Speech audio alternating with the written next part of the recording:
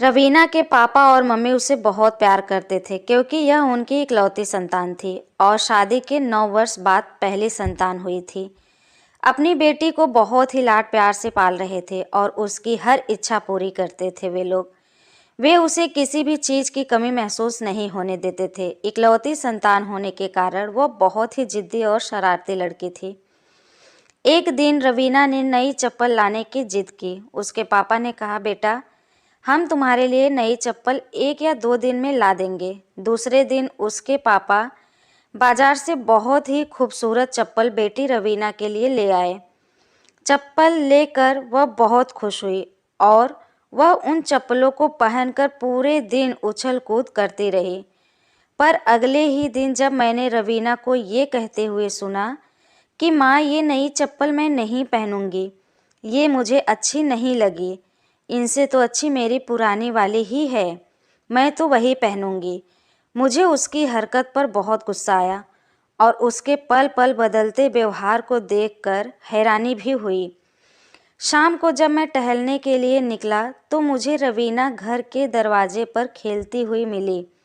मैंने उसे बुलाया और उससे कहा, गुड़िया, जब आपको वो महंगी चप्पल पहननी ही नहीं थी तो मंगवाई ही क्यों? और अब तो वो वापस भी नहीं हो सकती क्योंकि आपने उन्हें कल पूरे दिन पहने रखा। मेरी बात सुनकर वो हंसने लगी और बोली, पापा, ये सब मैं मम्मी के लिए की हूँ। मेरी मम्मी की चप्पलें घिस गई थी और आपकी तनख्वाह ज़्यादा नहीं है। मैं अपने मम्मी पापा की स्थिति समझती हूँ, इसीलिए मैं अपने लिए नई चप्पलें नहीं मंगवा रही थी। पर मैं इतना जानती थी कि मैं अपने लिए जो भी मंगवा लूँगी पापा मेरे लिए सब लाकर दे देंगे और मम्मी भी तो अपना सारा प्यार मुझ पे ही लुटाती हैं। बस मैंने मम्मी के लिए बहाने से चप्पलें मंगवाई थी और इसीलिए उनको पूरा दिन पहन के घूमी थी कि दुकान वाले भैया को वापस न की जा सके। अब मम्मी उन चप्पलों को पहनकर कहीं भी आ जा सकेंगी। इतनी कम उम्र में माँ के प्रति इतनी प्यारी सोच और प्यार देख के मैं बहुत खुश हुआ और उस दिन से उसके प्रति मेरा नज़रिया, जो जिद्दी और अति शरारती लड़की का था, वो बदल गया।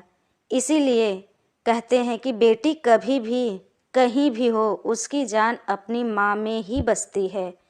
सच में माँ बेटी का रिश्ता अनमोल है। दोस्तों, इस कहानी पे आपका क्या राय है, प्लीज़ कमेंट करके हमें ज़रूर बताइए। और अगर ये कहानी आपको अच्छी लगी हो तो प्लीज़ एक प्यारा सा लाइक करिए। हमारे चैनल पे पहली बार आए हैं तो हमारे चैनल को सब्सक्राइब करिए। कहानी सुनने के लिए आपका बहुत बहुत धन्यवाद।